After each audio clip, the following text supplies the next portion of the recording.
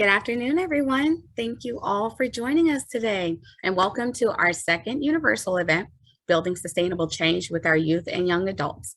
My name is Ms. Zantonica Frazier. My pronouns are she, hers, and I am one of the Division X consultants and will be a facilitator for today's event.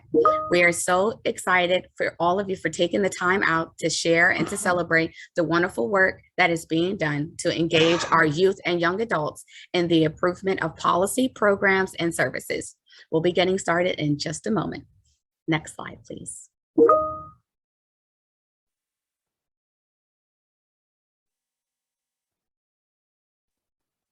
Next slide.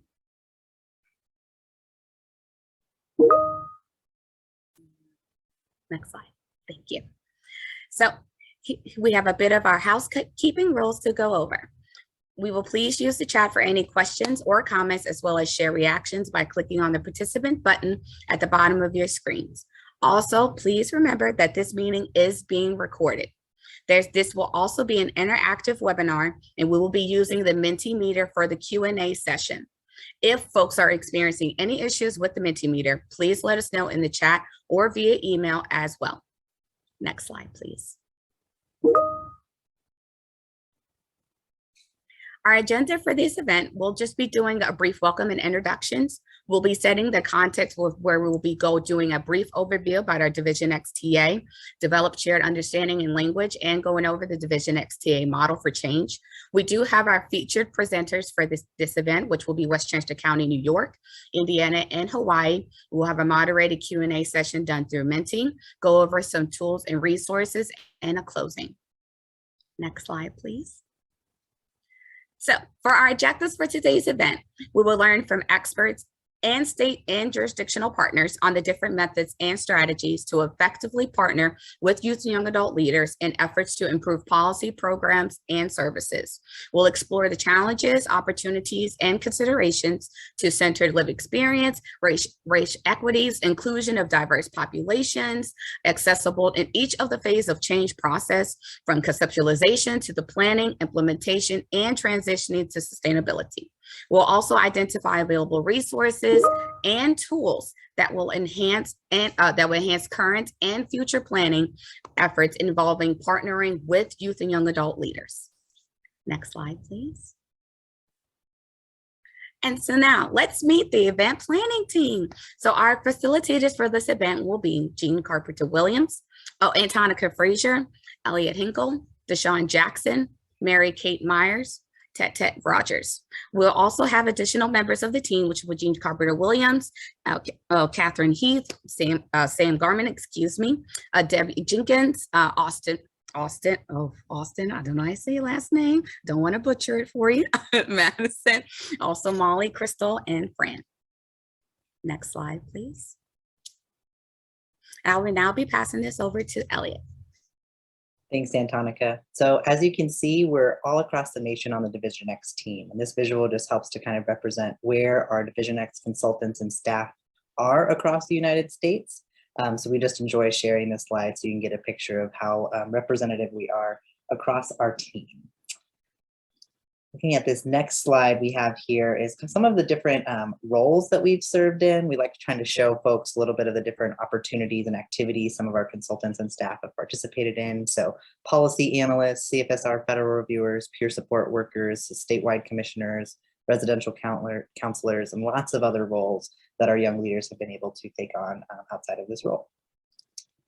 In addition, we have also done many things. So we've taught youth about the importance of peer relationships. We've built youth advisory boards, coordinated trans visibility community awareness events, developed youth and young adult leaders, provided peer coaching, and so many other things. So again, this slide kind of helps show folks too different activities that we've participated in that other young people could likely participate in as well.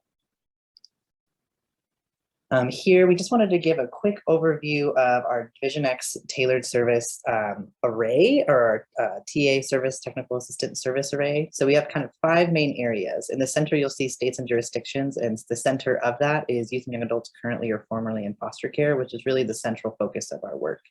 We have 5 services that we're focused on to kind of address this, which is our targeted assistance projects with individual states, We have regional peer calls over the 10 regions where consultants are supporting those regions.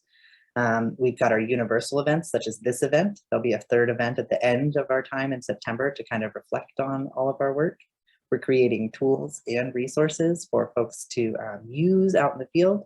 And then we have our national peer group events, which some of you may have already participated in.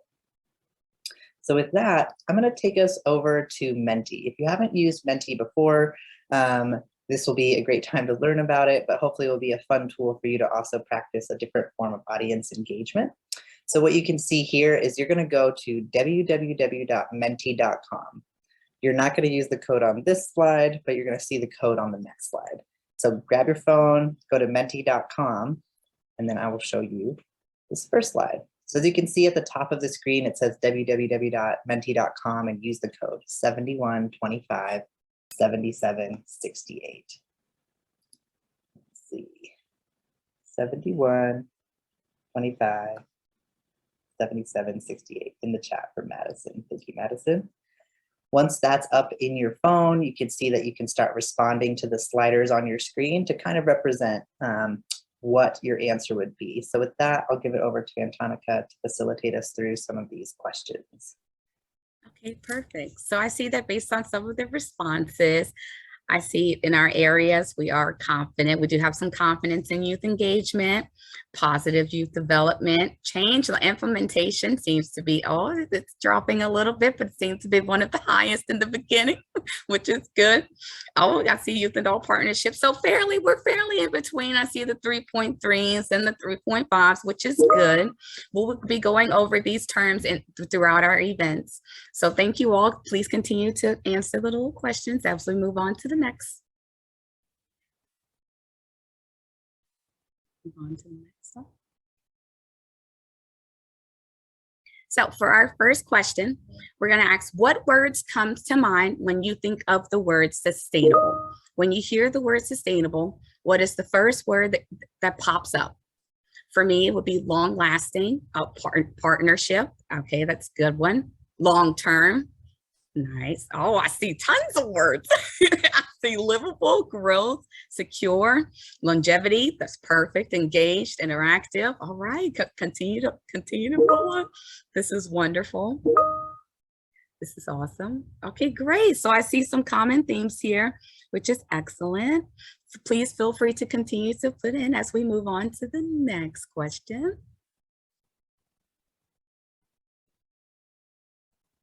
So for our next question, you're going to do the same thing that you did for the first one. What comes to mind when you think of the word partnership?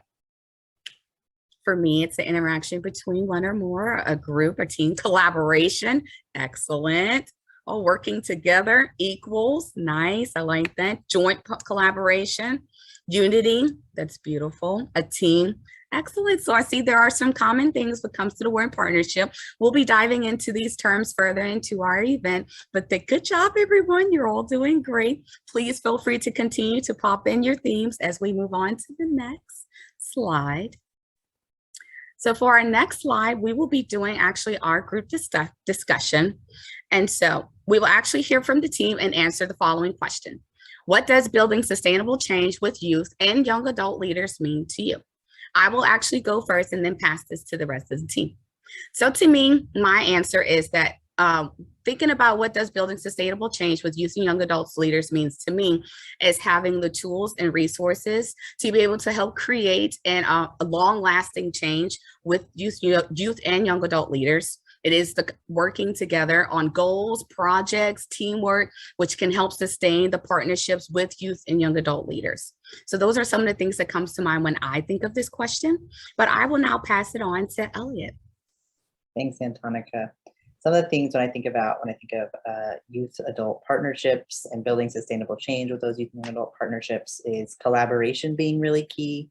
I know I saw on some of the last slide, mutual work together, right? I think about power sharing and trust, how important it is to have any trust and to build that trust when it's not there, and to kind of steward and protect that.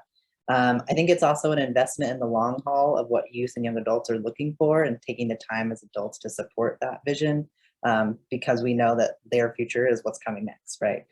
I also know that sometimes it's messy. So to me, when I think about building sustainable change, I know that it's not going to necessarily be from point A to point B. There's going to be detours and conversations and things to work through. But I think that's some of the exciting part of the work too, where people really grow and come together. And so to me, it's always worth it to navigate those things. I think maybe last that I have is just building sustainable change to me is about something that's lasting. Ideally that it lasts for a long time, or that we're investing in something that will be around in the future. That's that for me. And Taka, I'll give it back to you. Thank you so much for that. That was such a beautiful response. Thank you for that. I will now pass this over to Tete.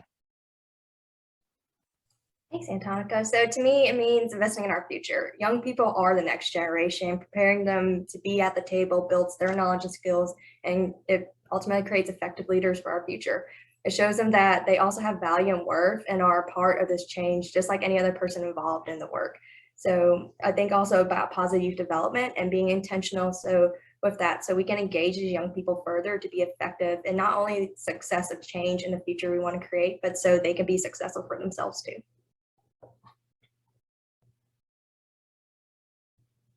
Pass back to Antonica. I think you're on mute. Oh, thank you so much for that. That was a beautiful response, Tete. I will now pass this over to Deshawn.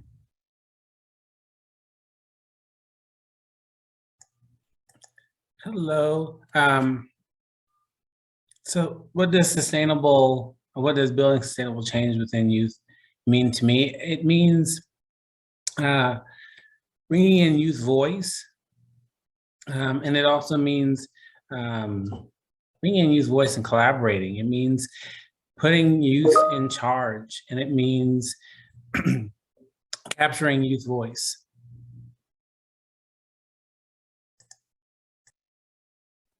Thank you so much for that.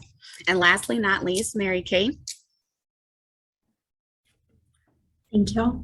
Well, really just highlighting what everyone else has already shared. Really building sustainable change with youth and young adult leaders to me means working shoulder to shoulder with its shared power and knowledge. Really, an important piece of the sustainability is building up those youth and young leaders to be able to do the same to the next generation, and really providing those skills to grow both professionally and personally. While creating that equal safe space where there's opportunities for lessons learned and mistakes. I'll pass that back over to Antonica. Thank you all so much. Those were wonderful answers, and thank you for your responses. We will now move on to the next slide. And I'll be passing this over to Tete.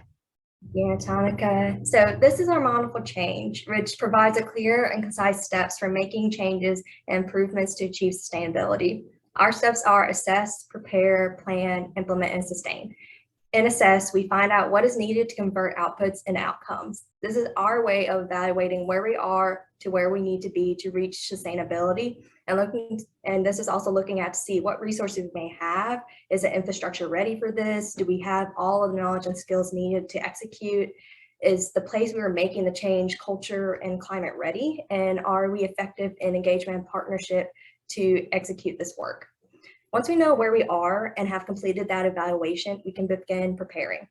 On the slide, it is to prepare and create a vision and gain support from the organization and key stakeholders. This work cannot be completed without all the stakeholders at the table, including those of lived experience, to ensure all perspectives are represented. We cannot do this work without support from the organization either, nor reach sustainability if we do not have their buy-in. From there, we can move on to plan. In plan, this is the roadmap which identifies the start point, the route to be taken, and a destination. With the work we've done to assess and prepare, we can map out how to reach sustainability effectively.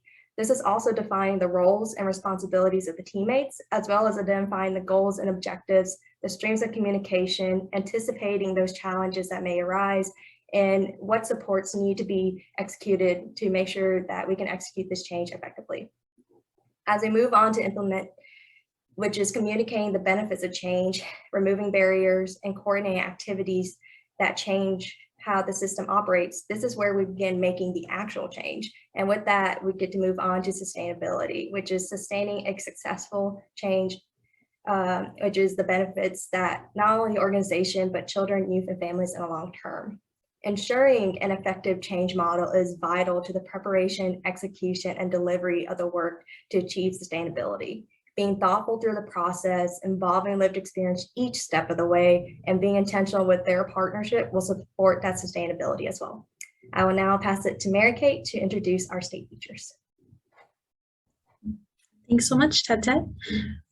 So during this time, we'll now hear from Westchester County, New York, Indiana, and Hawaii on examples of how their states are building sustainable change with youth and young adults. During the presentation, participants are welcome to place questions into the chat. Supports will monitor the chat and collect the questions for states. The questions collected during registration for this event will be used to ask states during the Q&A session, as well as the chat questions as time permits. Next slide, please. And first, we will hear from our presenters over at Westchester County, New York. I'll be passing this over to Tara Lynn Lehman, a program director for the Westchester County Department of Social Services, to start us off. Great, thank you, Mary Kate, and good day, allies. On behalf of Westchester County Department of Social Services, our Commissioner Leonard Towns, First Deputy Commissioner John Beefus, and our Deputy Commissioner Derek Hines, we are so thrilled to have this opportunity to present our work and really our partnership with the Children's Village. We also obviously want to thank the Capacity Building Center for States and your team for allowing us this opportunity to join our allies today. So I'm just going to take the next, hopefully less than a minute, to give you a 10,000-foot view of our work in Westchester County that's really about advancing equity and addressing the social determinants of equity. And we're doing that through highlighting and elevating youth voice and informed choice. In October 2013, Westchester was honored to receive one of 6 youth at risk of homelessness grants from the Children's Bureau. So for the last 9 years, we have really been fortifying, replenishing a reservoir of credible messengers. And that has led to the Brave Life Initiative, the peer-to-peer navigator model. And so I'm going to let my 2 very esteemed colleagues, Kayleen Canonis, LMSW, who is the Director of Therapeutic Services and Peer-Led Services at Children's Village, and our mutual colleague, Vincent Madera, MSW, who is a Director of the Children's Village Training Institute and Permanency programs at the Children's Village. And they're going to walk us through our very much living and breathing Brave Life Initiative, of which, again, we have had the support over now almost 9 years of the Children's Bureau. So thank you for giving us this opportunity to learn, unlearn, and relearn with all of you. So Kayleen, I'll pass the baton to you. Thank you. Thank you, Tara, for your introduction. Next slide, please.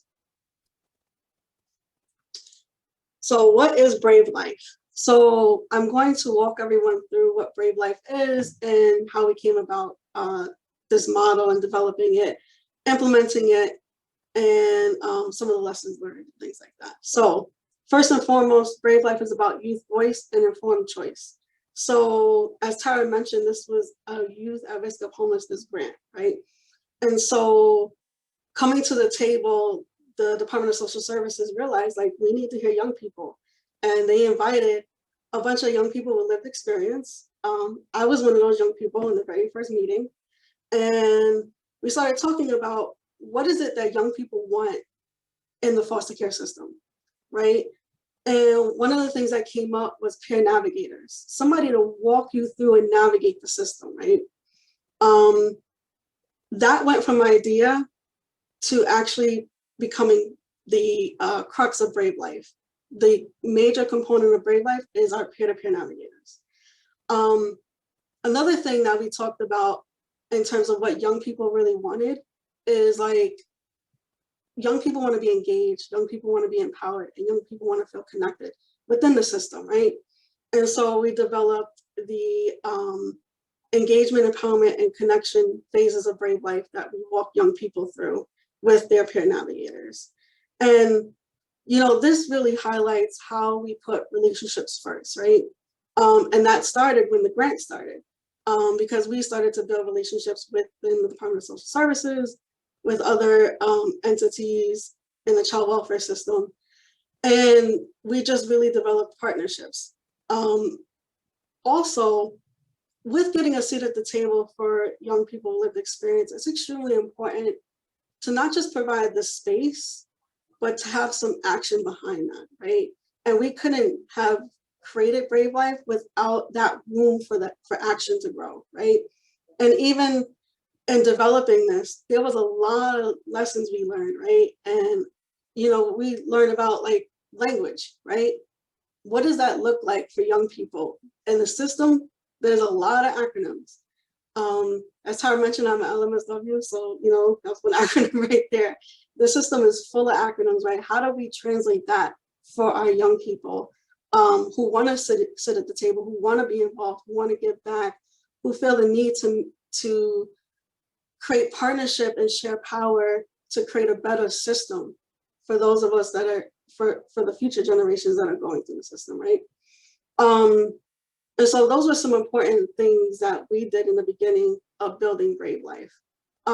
We are now evidence-informed practice. So we worked with Fordham University. We collected a lot of data. So we did a lot of surveys, and we made sure to really, one, ask the young people that were involved with Brave Life, how did they feel about peer navigators? Did their self-esteem change? Did they feel more connected? Did they feel like they understood the system a little bit better and who to go for what? And Brave Life helped. It's proven that Brave Life helped in all these different areas. And so, by including the young people, getting their feedback, developing that evidence and research is needed, right? Because funding is also tacked with that, right? So, that's where we started to really build and hone in on things. And even, while doing the surveys with the young people, we paid them for their time, right? We made sure to value them, to really hear what it is that they want out of a peer navigator and a program like this. And a lot of times we had to adjust, right? We had to adjust to the needs of our young people, the needs of the program, so that we could be, best, right? And be effective in working with our young people. Okay, just a heads up, we have 5 minutes left. Thanks. Just a heads up. Next slide, Thank please. So some of the lessons we learned from the planning and implementation phase, definitely I talked about engaging youth voice and informed choice and what that looks like. And that looks different for different young people, right? Some young people may want to be involved by just completing surveys. Some young people, wanted to talk about their stories, what they went through, and strategically share their experience to help make the program better. I did talk a little bit about facilitating partnerships. This is crucial. Like we cannot do this work in silos, and we can't do this work alone. And oftentimes the system is so big that silos are inevitable, right? We have to break those walls down, right? Data and outcomes. So that is huge, right? I talked about how we can develop a program that young people want and need, and then track data and outcomes and see if it works, right? And some things work, some things didn't. We figured out how to tweak it and make it work better. We called that the wobble period that we had. Tara remembers this. Indeed. But we're able to come through, make it work and fix it. Addressing barriers and challenges. With the wobble came those barriers and challenges, right? Like, how do I hire a peer navigator? How do I find a credible messenger? What does that look like? So I learned a lot about what questions to ask when you're hiring, what to look for.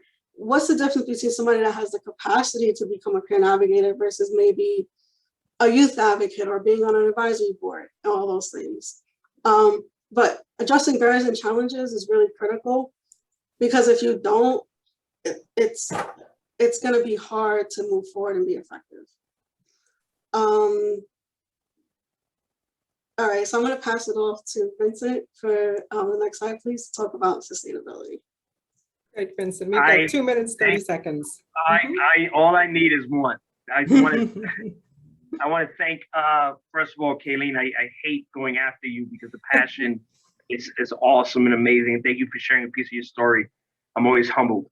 And then I'm the guy that talks about sustainability, right? Because we have this beautiful idea, youth choice, youth voice, what it really means, right? So we define it and we say, what does that really mean? And I hear shoulder to shoulder, I hear the control, the youth actually have the control. And how do we take that and continue it and make it contagious, that everybody has it, similar to COVID, but in a positive way, right? And so we need this to be sustainable. So as you know, Tara talked about how we had a grant about 9 years ago, but funding runs out.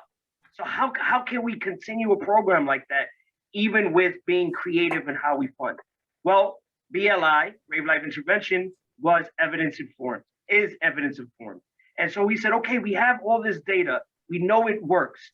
Let's go to other entities and say, let's do it in your programs. Let's do it in your states. And so that's why data is extremely important, right? Because data allows you to show we have the stories.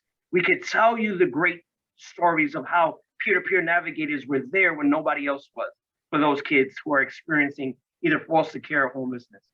But what if the data match the stories and we do it for more than one kid, more than one person, and it works? So we went to those different states and we got a contract to implement BLI into the state of New Jersey, right? So youth choice, youth voice can, they could call it whatever they want, but it's what it is, youth choice and youth voice, right? So we're in New Jersey right now, super excited because they're implementing youth choice, youth voice right now into their programs, into 3 agencies, because we understand that it's nothing about us without us. Kids and young adults need to make their own decisions in their life. We are only there to support them.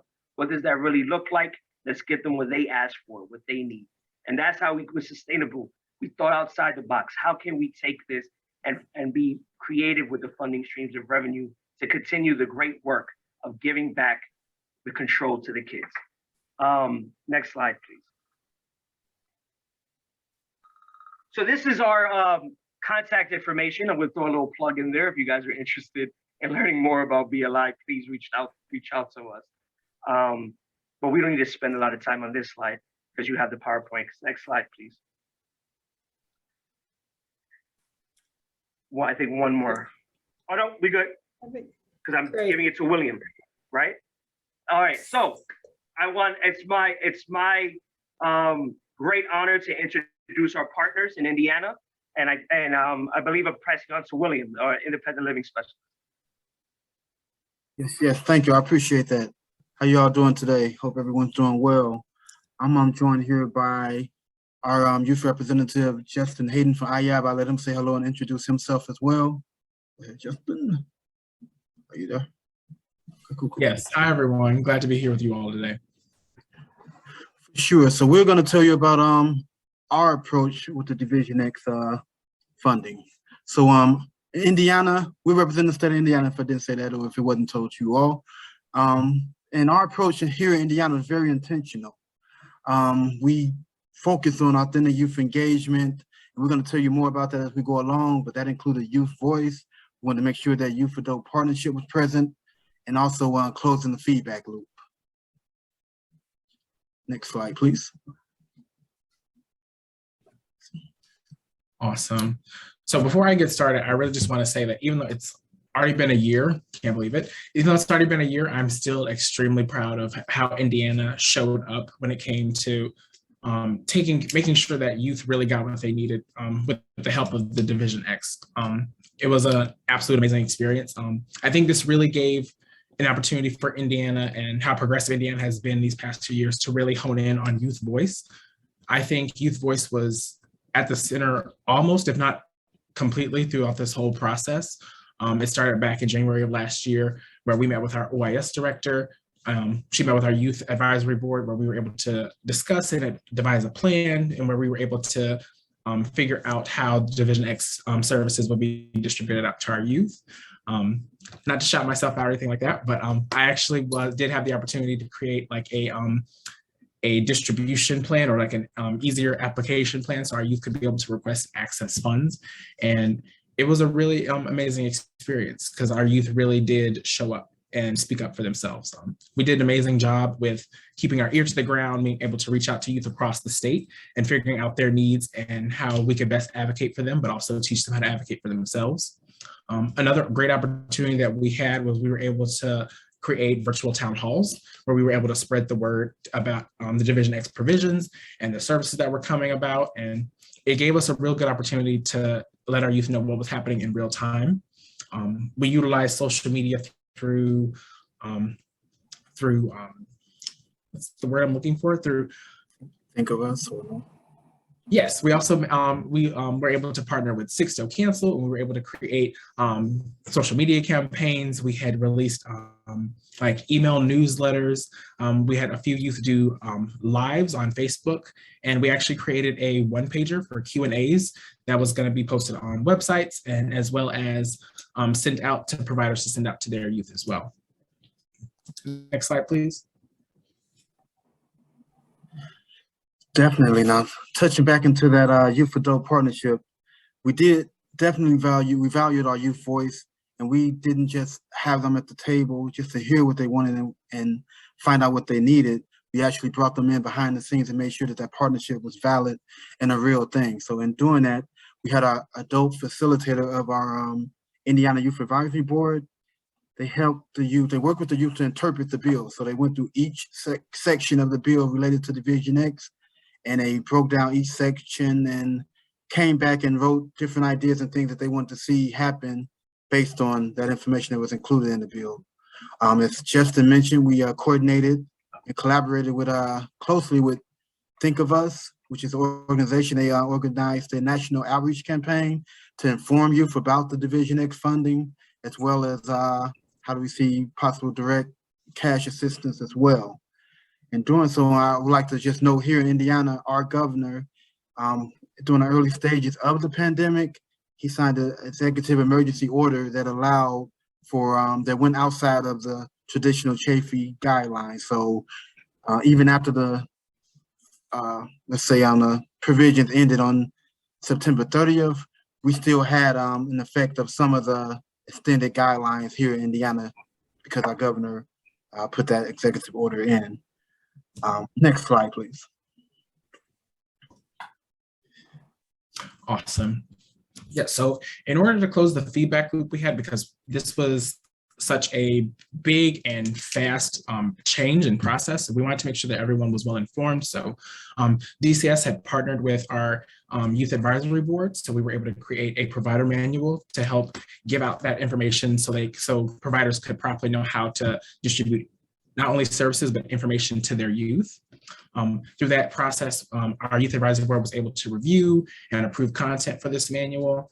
And it also kept, we also kept us in the loop through all the changes and processes that was happening, because when I tell you it was moving extremely fast, it was. And so we were grateful that we were all able to truly show our partnership while being able to help both sides connect and move forward. Definitely. Sorry, Bill. No problem. To elaborate on that as well, as Justin said, so we had the youth voice, and doing that youth partnership, that's where they all connect as far as closing the feedback loop as well, because you can hear the voice, you can take the ideas and suggestions and desires of the youth, and you can apply them, but if you're not bringing them back the results of their wants, desires, and needs, then it's an incomplete process. So we definitely value closing the feedback loop here in Indiana as well. And that led to some of these things you see on this slide right here. Mm-hmm.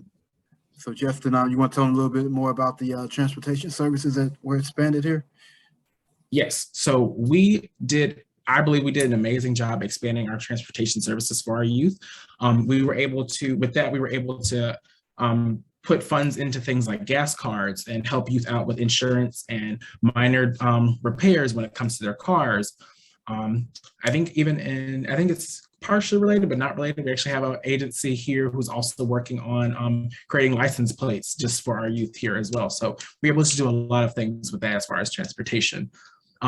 Direct cash assistance. So we fashioned it in the form of like stimulus payments to our youth. And so we were able to we divide that up between budgets and things like that to make sure our youth, depending on if they were in voluntary services and collaborative care, were able to make sure that they were being supported through this as well.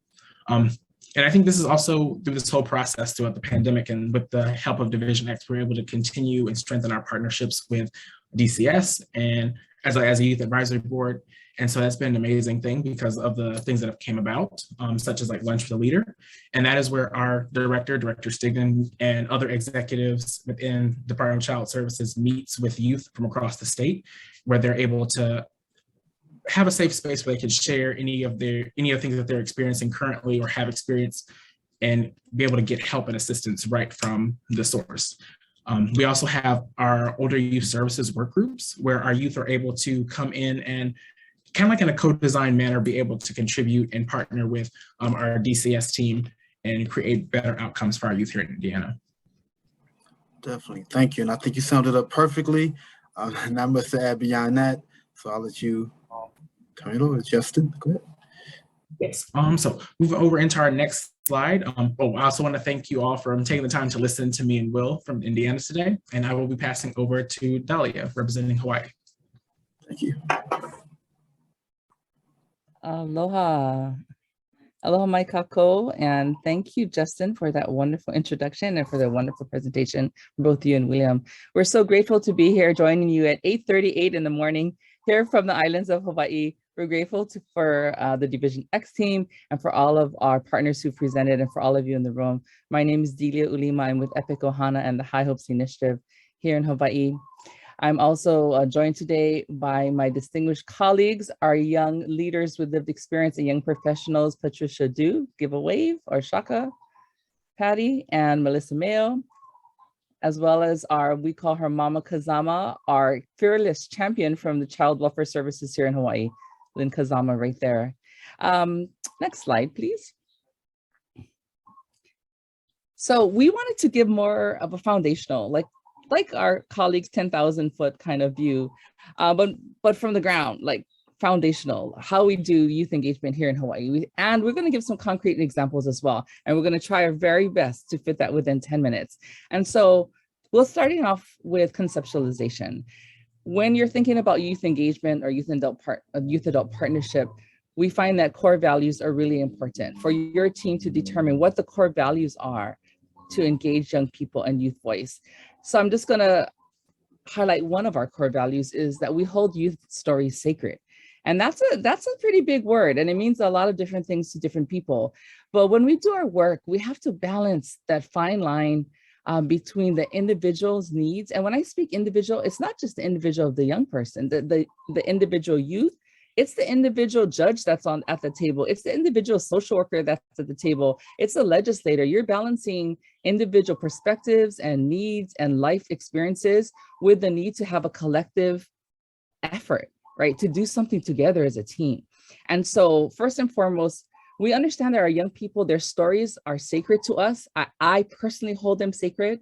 And so we don't ask them to exploit themselves or do anything or say anything or share anything that would expose them in a way that harms them or even the audience members they're speaking with. So we honor their stories. Their stories we understand are a great source of power, but also a great source of pain sometimes. And so we have to balance their need for mental health, emotional health, healing as well. And then relationships are key for our work, with any work. So that's our foundation. Think about the why. What's the reason or purpose for engaging a young person?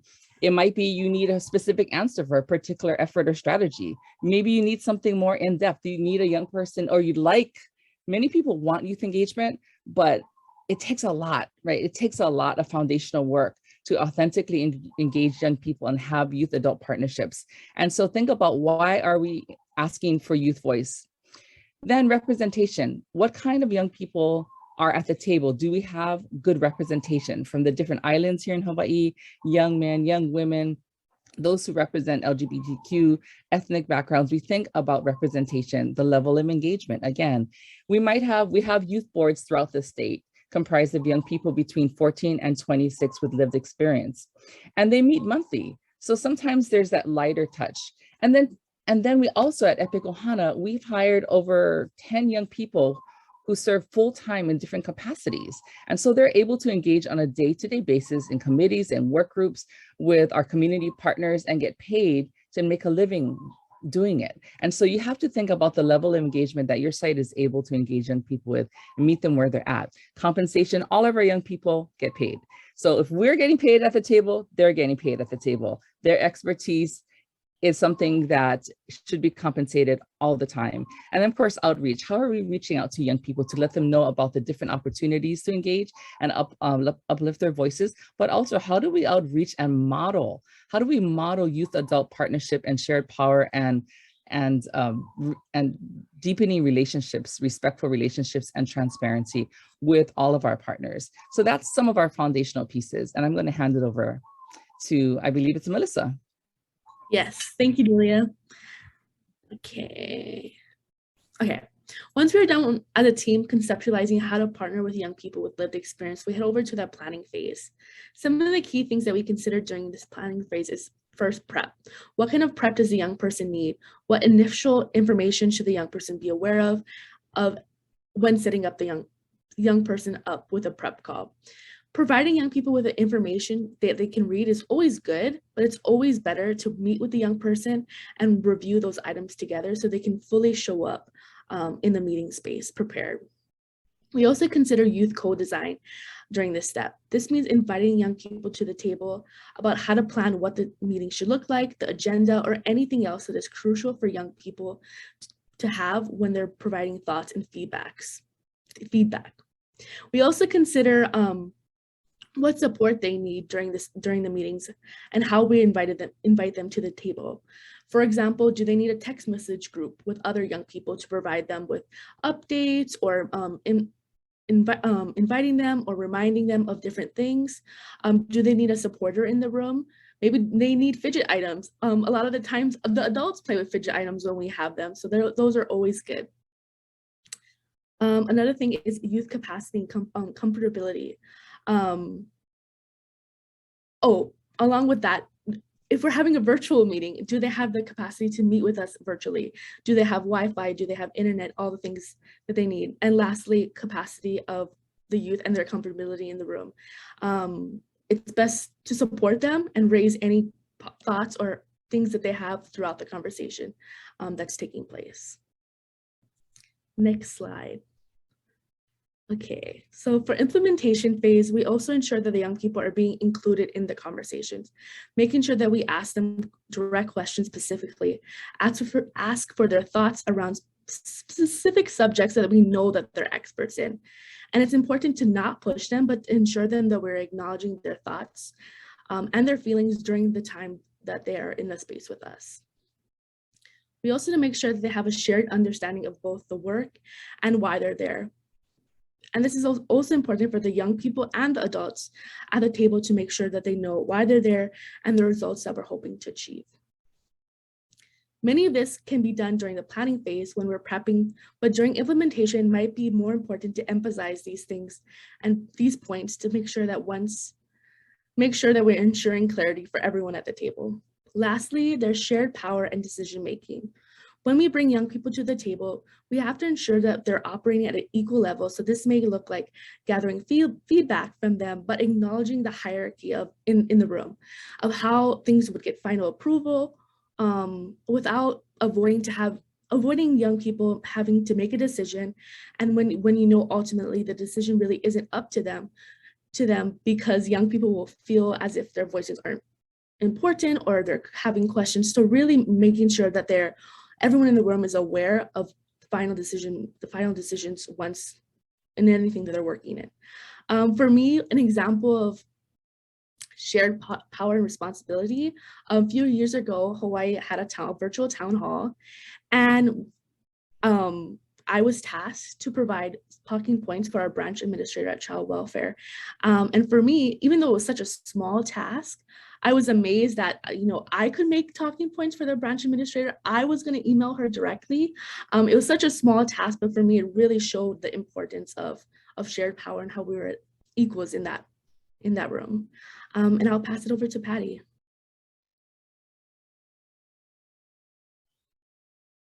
Thank you so much, Melissa and Delia. For me, I think one of the most important phases is sustainability on top of what we've all talked about. And the biggest question is like, how does one sustain engagement or partnership? What does that look like? So for us, we first and foremost say follow-up. That's sending minutes, it's scheduling debrief sessions, or even sending out a text message, asking how the young person is doing, or key takeaways that they had from the meeting. Follow-up is very important to ensure that they felt that their voice was heard, and that they're being included in all parts of the conversation and implementation. In addition to follow-up, follow through. We have to make sure that we follow through on saying what we were gonna do, hold ourselves accountable to the work that we're doing. It's important that we put our feet to the work as much as we talk the talk. I've heard that term recently.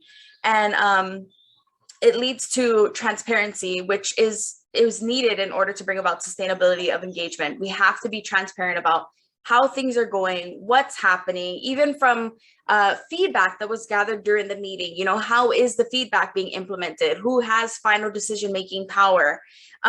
Even if there are pauses in the work as well, it's really important that we share that with our young people so they know the work is just as meaningful to us as it is to them, and we value their voice and we hear what's happening, and we want to keep them with us throughout the entire process of it. Feedback can be very scary, but we highly encourage it. We have to ask our young people, what did we do right? What did we do wrong? What was most challenging? What could we do better? All of those things are not meant to jab at us or hurt us in any way, but it's meant to just make sure that we are partnering with young people better and better each time that we bring them into the room. And then last on this slide, we have engaging adult leaders and stakeholders. It's okay to let your young people follow up with an email to us, with a phone call, to engage us instead of them engaging us. So the opposite way around, because sometimes we might be too busy, or we might forget, like, hey, I think I was supposed to send out this email, or I think this was supposed to be the next step. It's okay to let young people maybe just dive in there and take hold of that, and engage the adult leaders to also keep them accountable to the work that they're doing. This is one of my most favorite things because Mama Kazama, who's on with us, she does this thing where she likes to invite the universe. That's what she says anyways. And sometimes it does feel like the universe, but really it's just her way of keeping everyone that she knows needs to be included in on the loop of what's happening with the housing work, what's happening with case planning work, what's happening with the courts work that we're doing. So Lynn has shown and modeled an amazing way. Sorry, I have animals. She has shown and modeled. I apologize. This has never happened before where he's done this live on a webinar.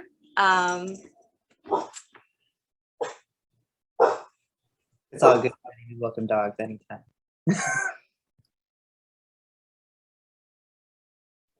I'm so sorry.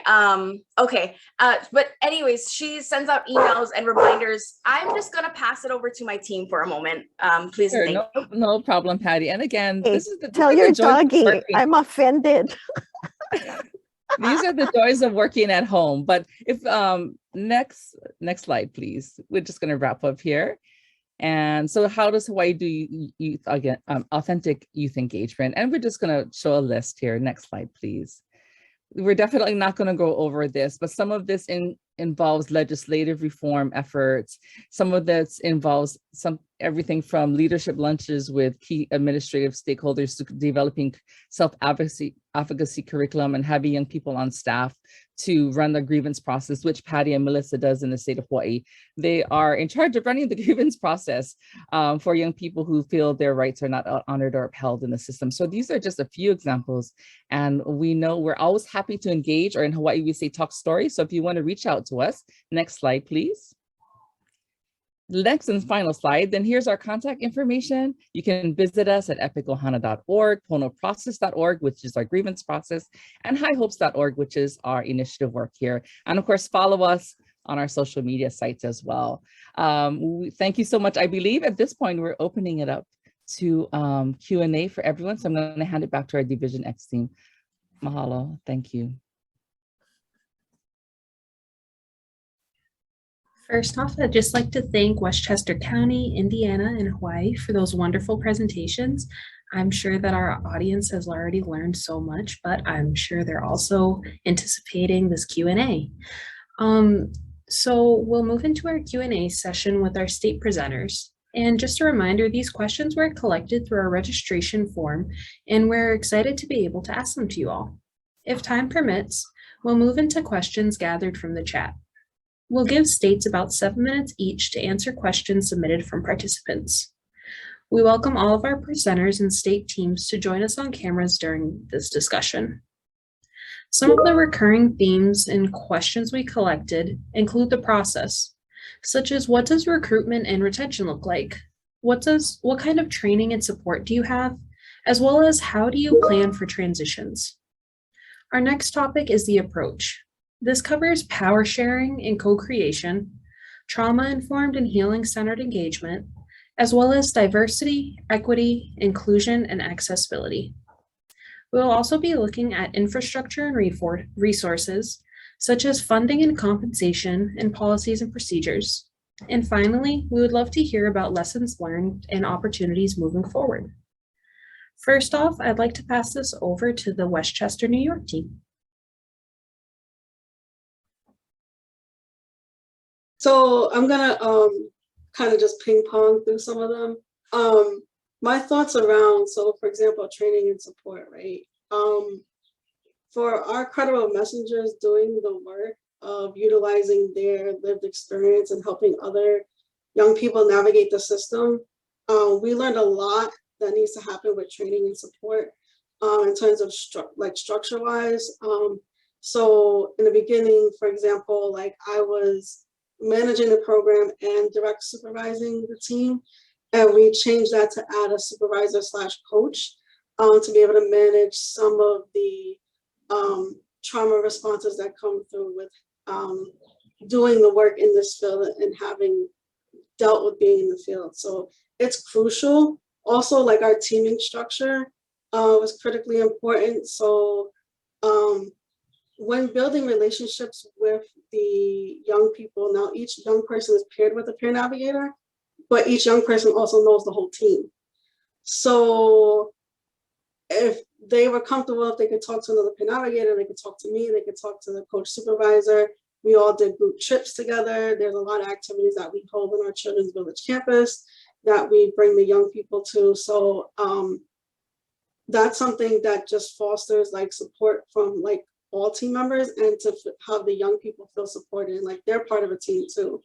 And then also just recognizing that you can't expect people to know what they don't know. And I think that was a huge learning lesson for me in terms of just training and support and being able to lay the foundation for hiring and training credible messengers to work in child welfare. I think also recruitment and retention. So there were some young people that just did not want a peer navigator, and that's fine, you know? But we learned kind of what really sold it is just that relationship building. So even when I went out and interviewed young people, I asked them like, hey, what would you guys want in a peer navigator? I disclosed my own experience in child welfare, my own lived experience. And that has been so helpful in like building rapport and bridging that gap. So even sharing of yourself, like you might not have gone through the child welfare system, but we've all faced loss, we've all faced pain, we've all faced those varied emotions. So like, you know, giving of yourself, like I see it as an honor to go into families' homes and, you know, be able to do the work that I do. And so like being able to reciprocate that really shows that you're sharing that power.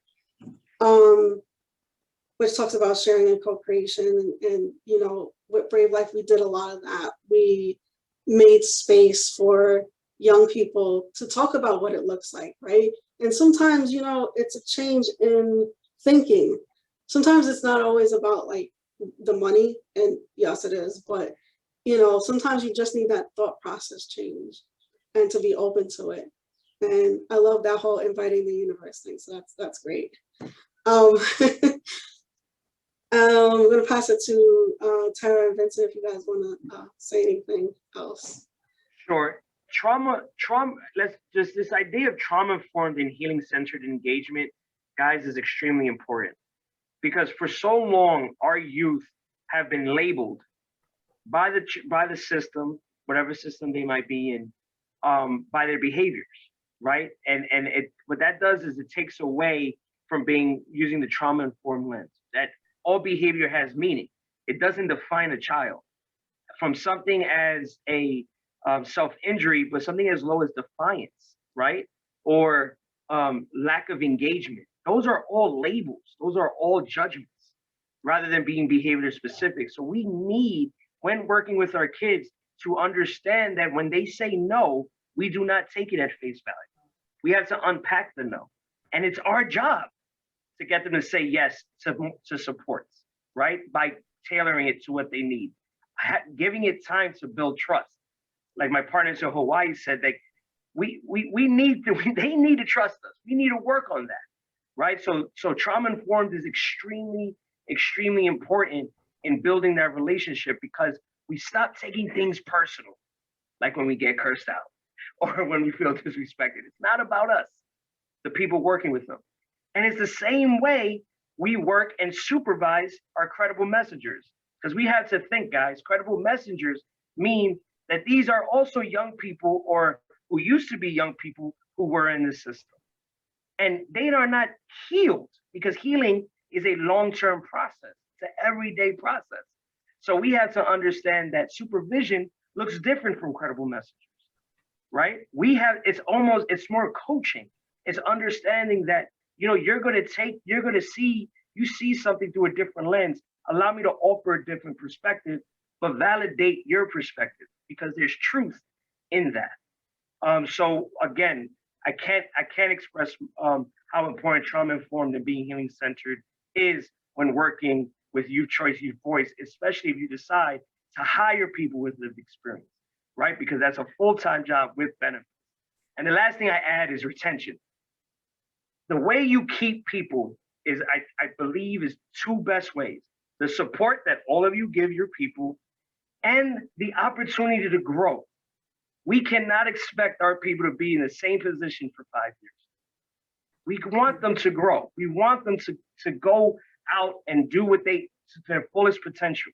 And then you get people who want to work for you.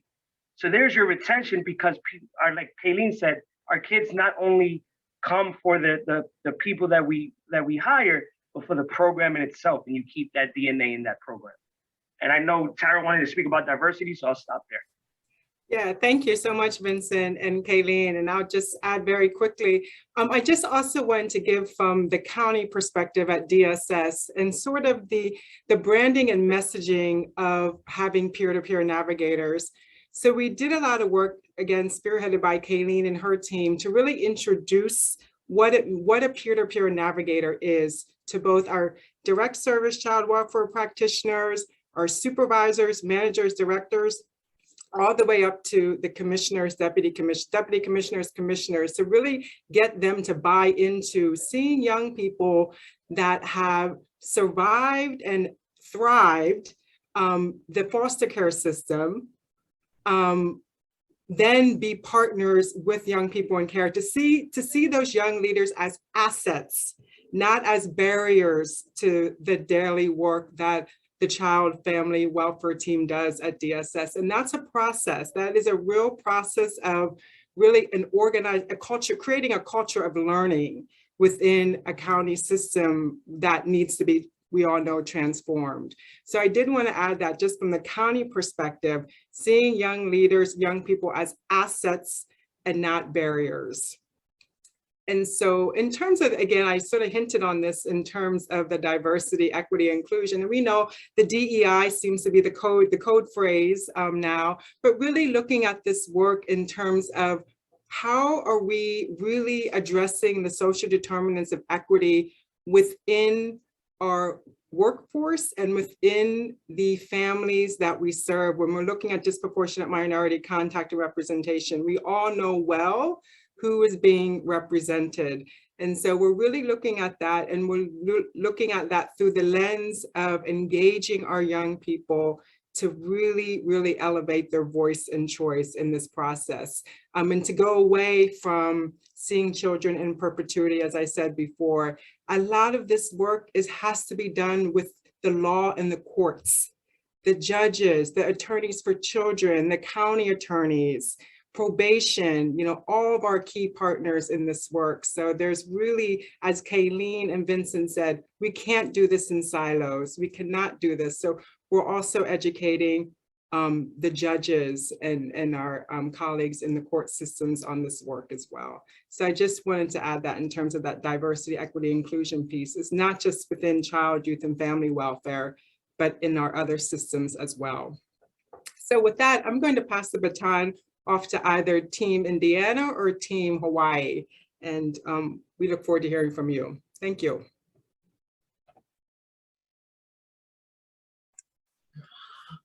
I'll chime in really quickly, and I'll ask Justin really quickly. I know you're talking about the power sharing and co-creation. I don't know, I don't think they came up with this term, but how does it go, Justin? Nothing about us? Maybe you could finish it. Yes, nothing about us without us. Okay, and maybe can you share like a little bit of what that means in terms of like power sharing, co-creation? Yes, so I'm at a loss when it comes to where this this saying came about. I'm not sure which state coined it, but it's definitely reached its way across the nation when it comes to us in foster and the foster care system, because a lot of decisions are made without us, and it's like without that experience, without the expertise as to what. Oh, sorry, if you hear squeaking in the background, I have a dog, and he does not care when I have to work.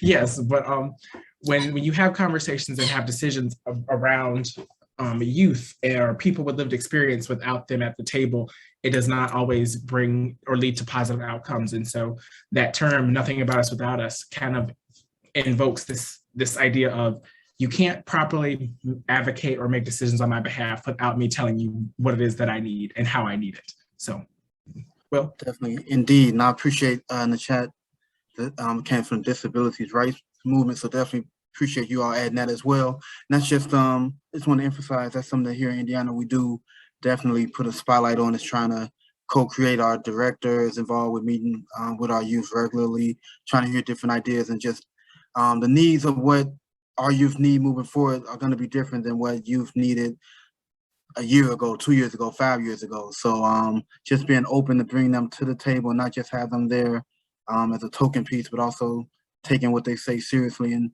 use to implement change is very important here in Indiana, what we value. And I'll pass it to, well, I don't know if you all, anything else you want to chime in on, Justin, or we have another member on the call, Sheena. Anything on here that you would like to speak on really quickly? No. If not, I would just, no, I just, along with that saying, nothing about us without us, just really honing in on that, the youth engagement and youth voice at every stage of the process, from construction steps up. And, that's been something very important and at the base of the work that we do here in Indiana. Definitely, thank you. So we're either, if no one else from Indiana, Team Indiana wants to speak, we can pass it over to Hawaii or to the coordinators for today's event. Or moderators, should I say. Lynn, did you want to go first? No, you guys go. Okay. Melissa or Patty? Who wants to start?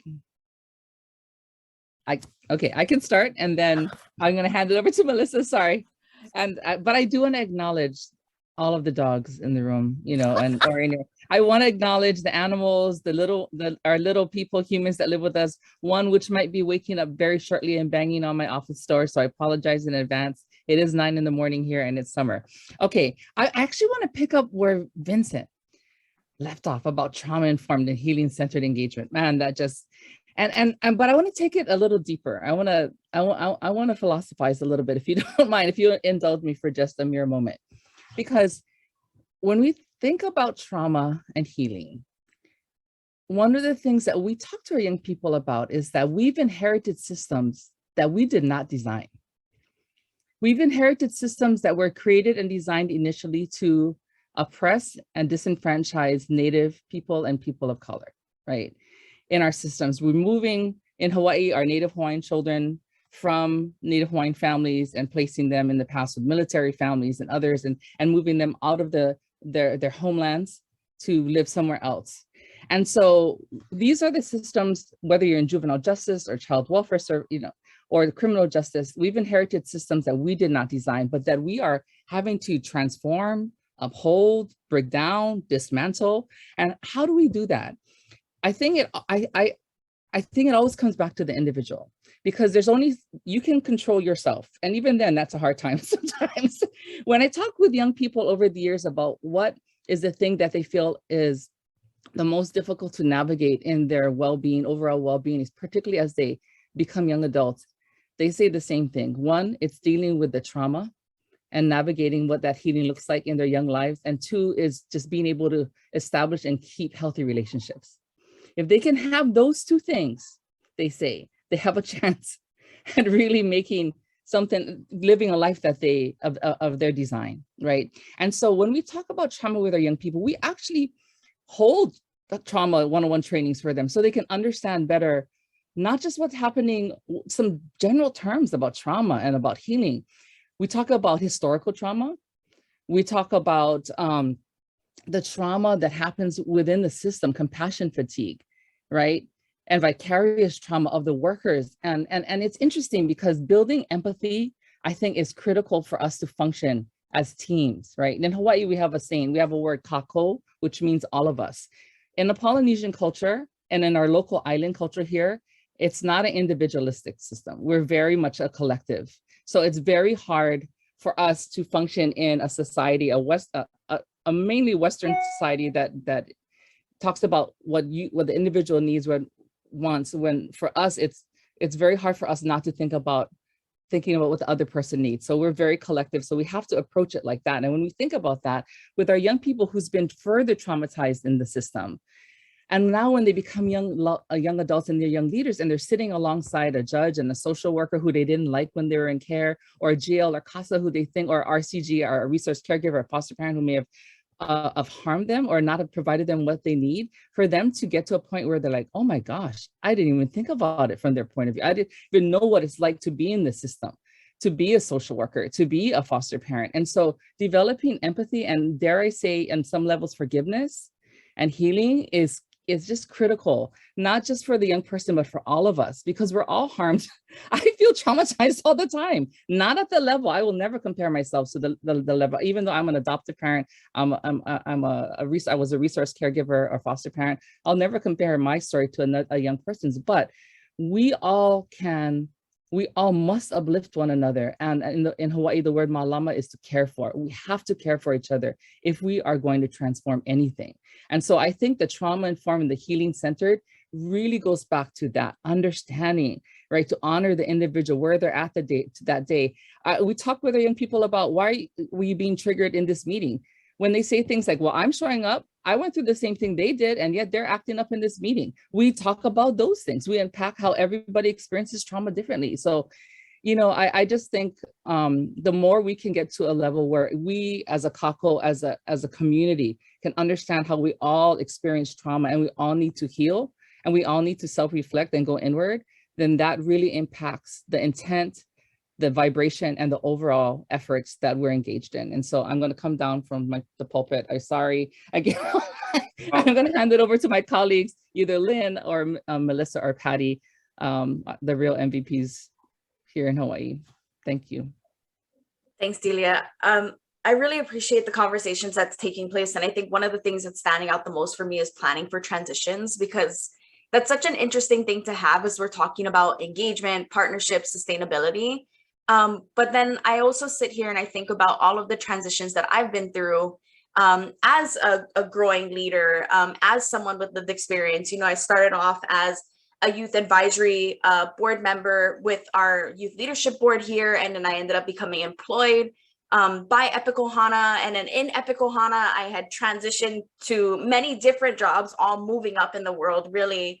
And I think this was one of the key things that happened was I had started to transition from this like young person with lived experience, mind and perspective, and then started getting really good at wearing the hat of a professional as well, that I was like, I feel comfortable with where my lived experience journey has come. I'm okay that the age for me of aging off of this board is 26, because for a while when you find out, it was like hard to deal with. But then in the same breath, like it became this natural thing of like, I'm ready. I feel like I've had my time, I've shared my story, and I'm ready to now support other young leaders figuring out their voice and discovering their journey.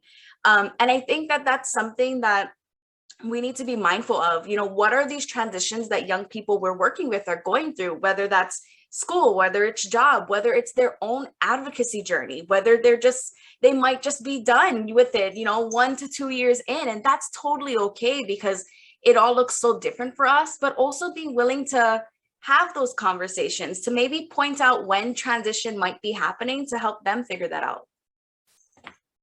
I just have to say one thing about Patty. I'm sorry, because she's not going to say this about herself. I met Patty when she was 18 or 19 years old. She walked in the room and said, well, what is all this about? and now Patty's transitioning as of next week to become from Kauai, which is where Jurassic Park was filmed, by the way. She lives on the beautiful island of Kauai.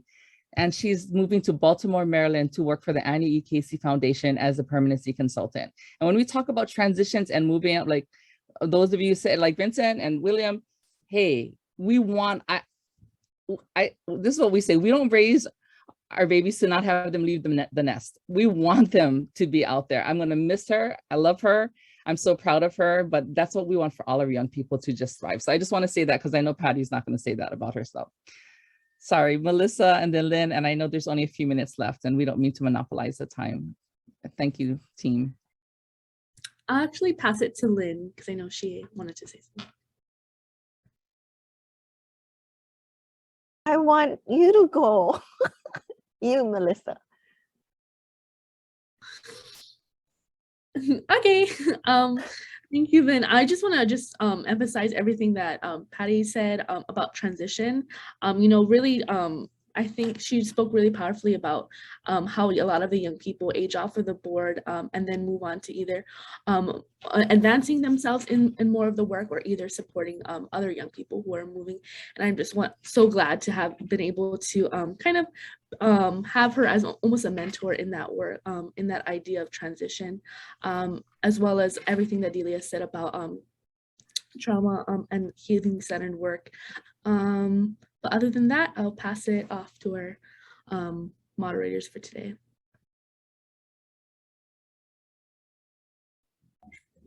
Thanks so much for sharing all of that, y'all. From the personal aspects to those success stories, we really love to hear it all.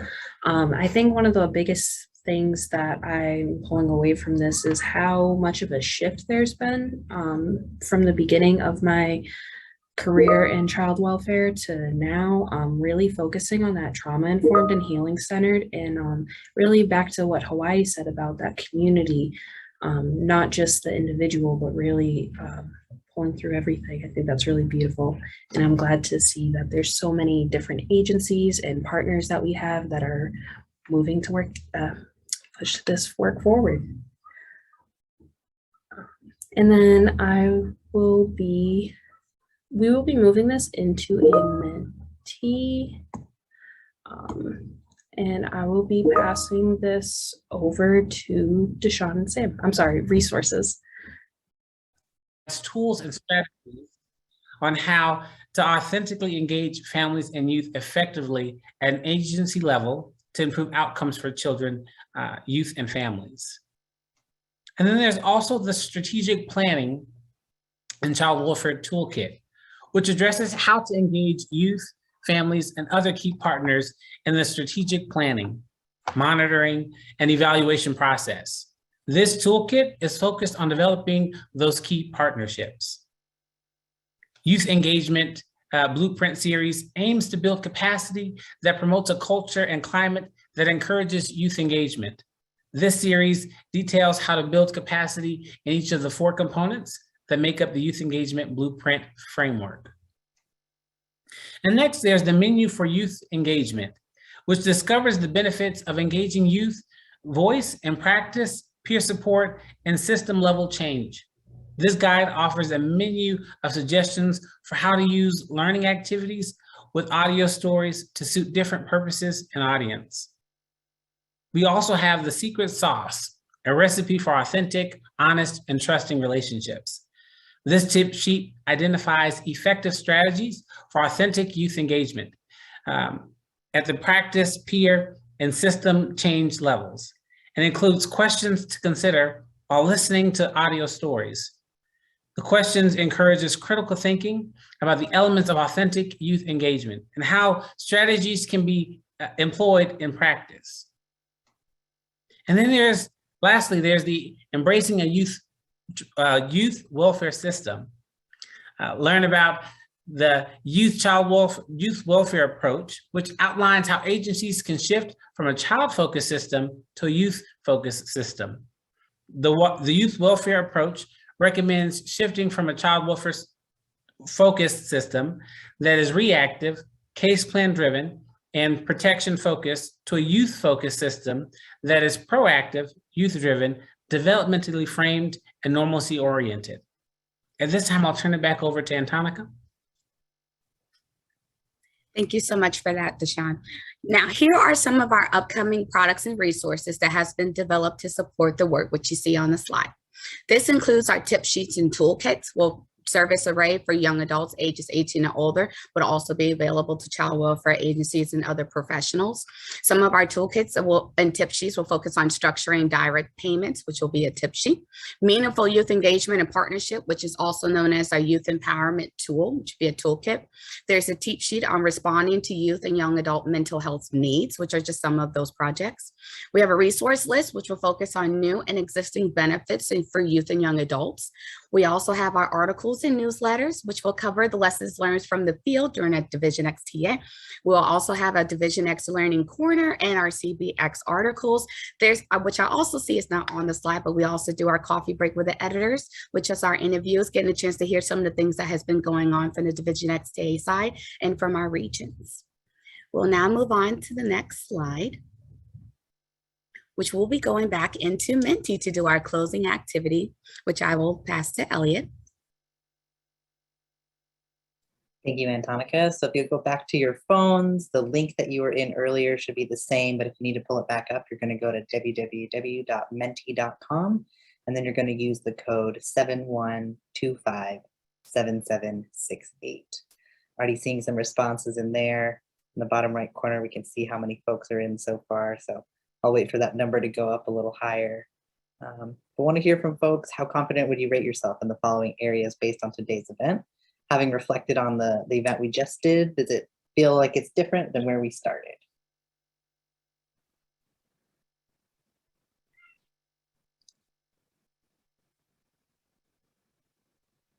Give folks a few more seconds to respond to this question and get into the Menti. Sounds good. I see we are feeling confident after our event. We are so excited. This looks great.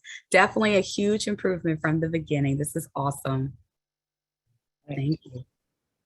I'll move us into our next question as it's growing. What is one takeaway from today's event that you will carry with you in your work? Antonica? Oh, I actually will go. So one of my takeaways actually from today's event that I will carry with me into my work is the different ideas, different perspectives I got to hear about what a youth adult partnership looks like, getting the chance to hear some of the things that your states are doing, as well as how you are improving, building that sustainable change for your partnerships. Nothing about us without us. I got the chance to hear today, which I think is so cool. I'm going to start using it myself. Everything is a work in progress, and that is okay. I always say that the smallest change leaves the bigger impacts. You know, everything starts small and it takes time. Youth inclusion in all areas, which is huge. It is big. Youth voice matters. It is excellent. It's perfect. Remember,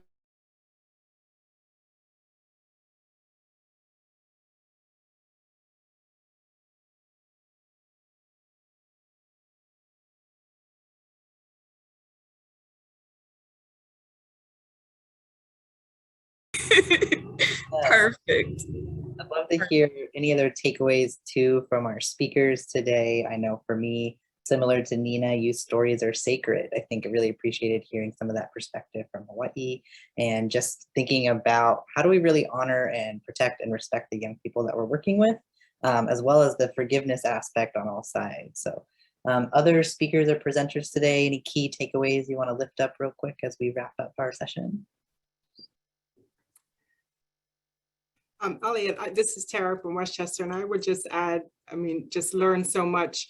And something that I'm often very challenged with is the being trauma and healing, trauma informed and healing centered does not equate to the soft bigotry of low expectations. And it's something that I often find myself struggling with. In terms of our young people and the traumas that they have experienced, but also the threads of resilience that they also hold simultaneously.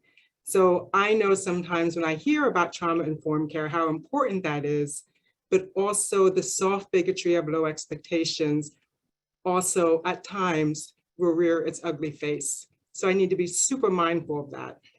I just want to add that, but thank you to all for your insights.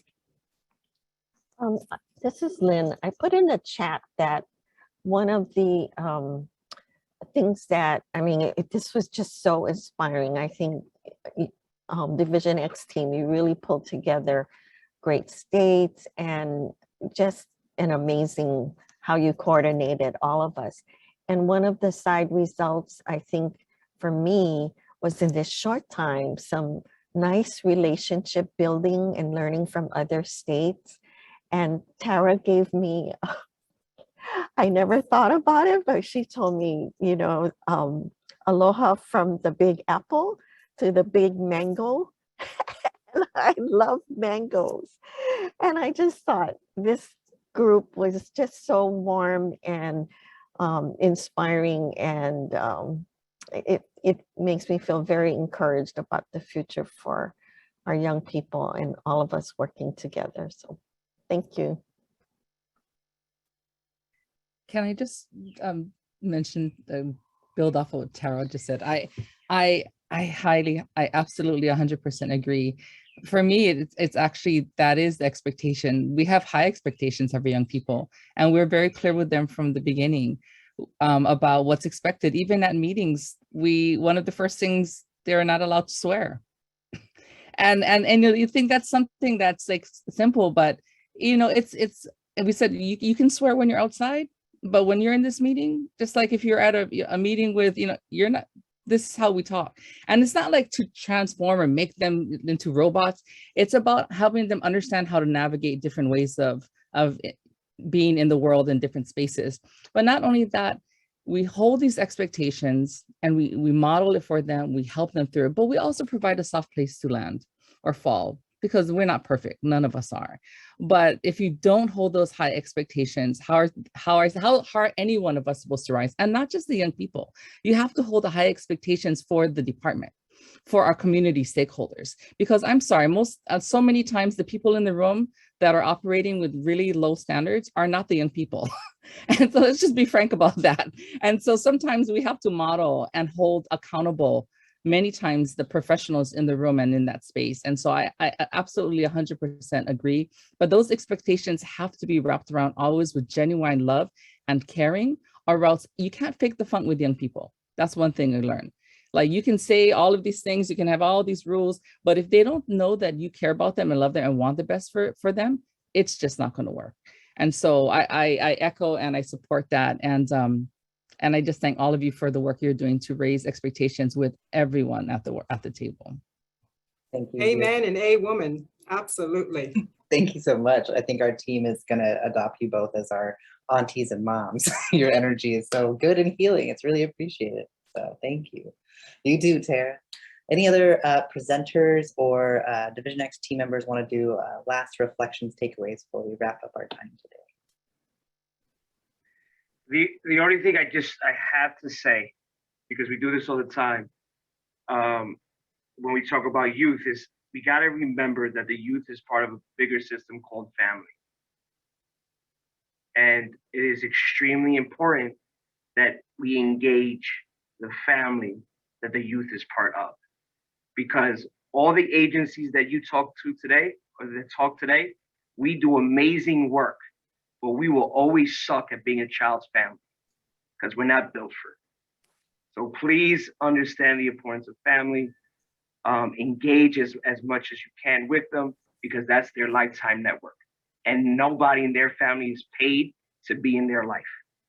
So please, please, please. And the youth determines and defines who their family is, not us. So I'm not, so please understand that. Thank you. Great, Vincent, great.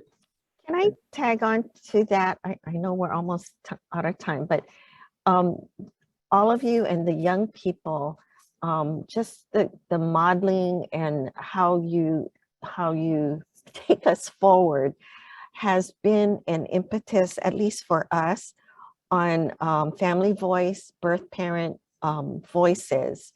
And we have Ohana conferencing, but the young people and how they've modeled advocacy, strategic sharing, moving forward has been just a great partnership. Patty has worked with our lived experience leadership on the Family First work. And she has worked with the birth parents, our parent partners. And that's just been really exciting in raising their voices and just that partnership between the young people and the birth parents. I think that will really move us forward to healing families and communities. I want to tag on to that. Thank you. Thank you, Lynn. Thank you all for your takeaways. I'm going to give it to Antonica as we close out and wrap today, but thank you all so much. Thank you all so much for that. So next slide. We have 3 universal events planned, and these are intended for a wider audience, which includes all of you attending today's webinar. So you want to join our mailing list to get these announcements, which I'll talk about on the last slide. But our next upcoming universal event is going to be in September of 2022. It will be on the Division XTA, our reflections, the project successes, and the lessons learned that you'll all be able to build off of. And move into the next slide. Visit our Division XTA webpage at the website located on the slide. Please stay in the know by connecting and subscribing to our email list to get any updates, resources, and information about the rest of our events. Thank you all for joining so much.